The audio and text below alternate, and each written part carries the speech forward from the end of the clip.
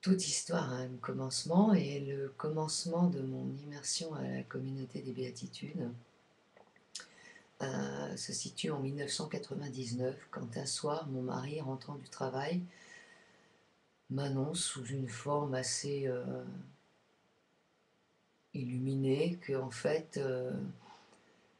nous ne pouvons pas continuer à vivre comme ça parce que nous vivons trop renfermés sur nous-mêmes et que nous ne pouvons pas nous contenter de vivre et de pratiquer notre foi uniquement dans une paroisse, mais qu'il sent que nous avons un appel à vivre dans une communauté.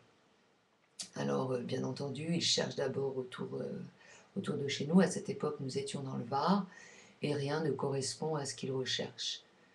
Et un jour, une amie que nous avions perdue de vue le contacte et lui dit qu'elle est rentrée à la communauté des béatitudes, que c'est super, etc., qu'il y a des familles, qu'on ferait bien de venir y passer quelques jours pour voir ce que c'est, parce qu'elle-même, elle sent aussi que nous avons éventuellement un appel, une vocation à vivre en communauté.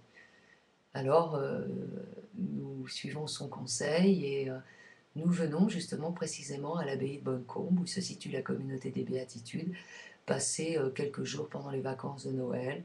Donc à ce moment-là, nous sommes dans un contexte festif, un contexte où il y a d'autres personnes de l'extérieur. On ne peut pas dire vraiment qu'on a à ce moment-là bien rencontré la communauté. On les a croisés à travers les offices, de très beaux offices, une très belle liturgie. Voilà quoi. Et puis nous repartons de notre séjour et dès que nous passons le porche, en fait, mon mari s'arrête, arrête la voiture et il me dit je sais que c'est là, c'est ici notre maison. Et notre petite fille de 8 ans, qui n'avait que 8 ans, regarde derrière elle cette fabuleuse abbaye, ça ressemble enfin pour elle, ça ressemble au château de la Belle au bois dormant. On va rejoindre une grande famille. Pour elle, forcément, c'est un enthousiasme. Donc, mon mari m'annonce que c'est là que nous reviendrons. Et puis, donc, petit à petit, nous nous entretenons avec le responsable du lieu hein, et nous finissons par débarquer à l'abbaye de Bonnecombe en mai 2000. Mais à ce moment-là, nous ne sommes pas reçus par le responsable, nous sommes reçus par une maîtresse de maison qui est à cette époque une sœur, en fait une sœur consacrée, en fait ce qu'ils appellent les béatitudes des sœurs consacrées.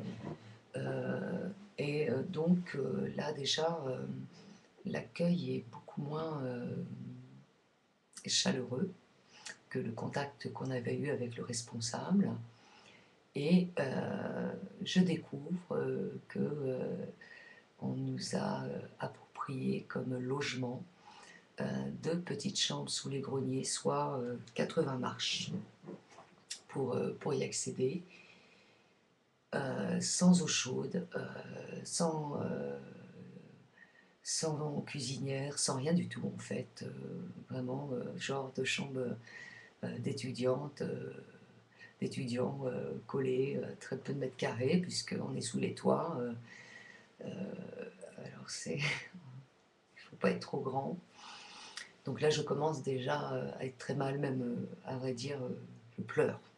J'étais dans le Var, dans une petite maison au milieu de la prairie, et là, c'est vraiment quelque chose de très enfermant. Je, je vois mal aussi ma petite fille pleine de vie vivre dans ces quelques mètres carrés. Mais mon mari m'assure que c'est simplement le début et qu'on va très vite nous changer de logement. Donc voilà l'arrivée. Et puis, bien entendu, on avait toutes nos affaires et elles n'ont pas pu rentrer dans ces 2 petites pièces. Alors la maîtresse de maison les a fait mettre dans une grange, alors qu'il y avait des garages fermés, alors qu'il y avait des lieux extrêmement propres. Elle nous a aussi approprié une vieille grange où il y avait des rats et des souris. C'est pas pour vous faire Cosette, mais c'est malheureusement la vérité. Et donc, l'intégration de notre famille ne s'est pas vraiment faite. D'abord, parce que mon mari, lui, il allait travailler à l'extérieur parce qu'il fallait qu'il continue de nourrir sa famille. Et puis aussi, il fallait que nous donnions la dîme à la communauté de béatitude, c'est-à-dire un pourcentage de ce que mon mari gagnait à l'extérieur. Et puis, voilà quoi. C'est surtout moi qui me suis retrouvée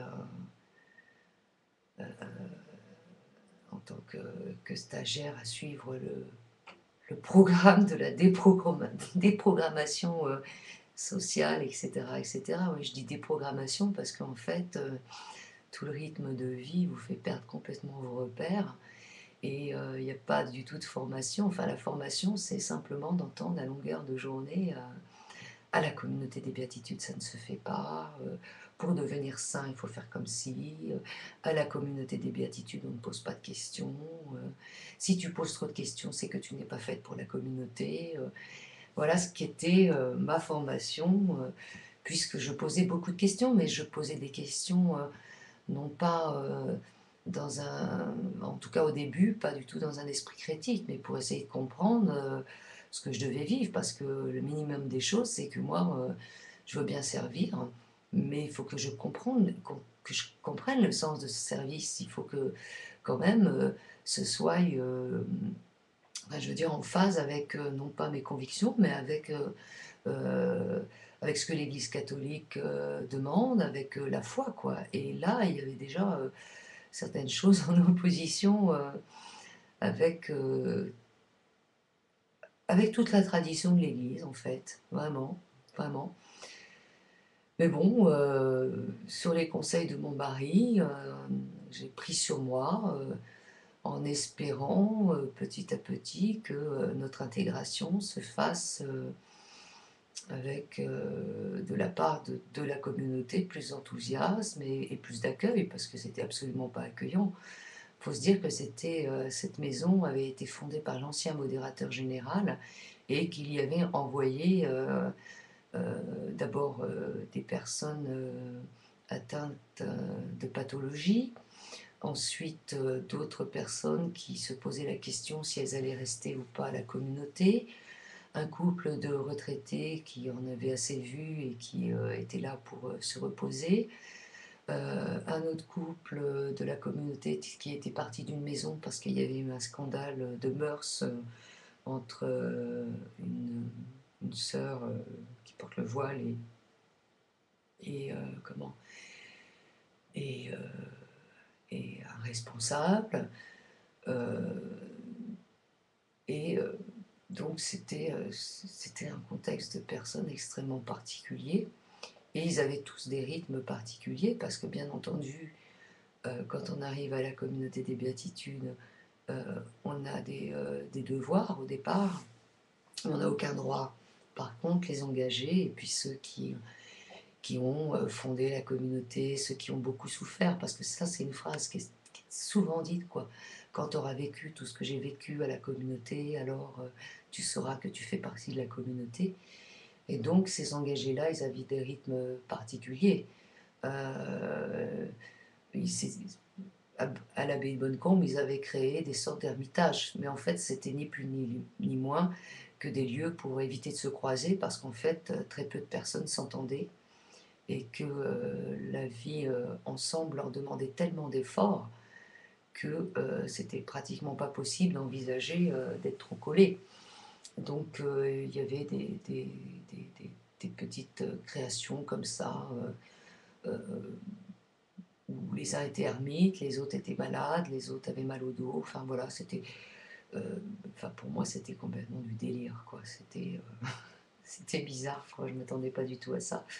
Et comme enfin j'ai beaucoup de tempérament et que je suis une personne avec une forte personnalité, je me suis quand même dit que j'allais pas commencer à regarder avec un œil extérieur et juger quoi. Que je devais apprendre qu'il y avait beaucoup de faiblesses dans l'humanité et que moi-même j'étais faible et que là, bah, je devais accepter que cette communauté, elle était faite de gens fragiles psychologiquement et faibles. Donc là, j'ai commencé à me désarmer pour pouvoir commencer mon intégration. En fait, je me foutais simplement des coups de marteau sur la tête pour endormir un petit peu mon, mon tempérament et tout ce qui va avec, hein, bien sûr. Voilà comment s'est passée mon arrivée à la communauté.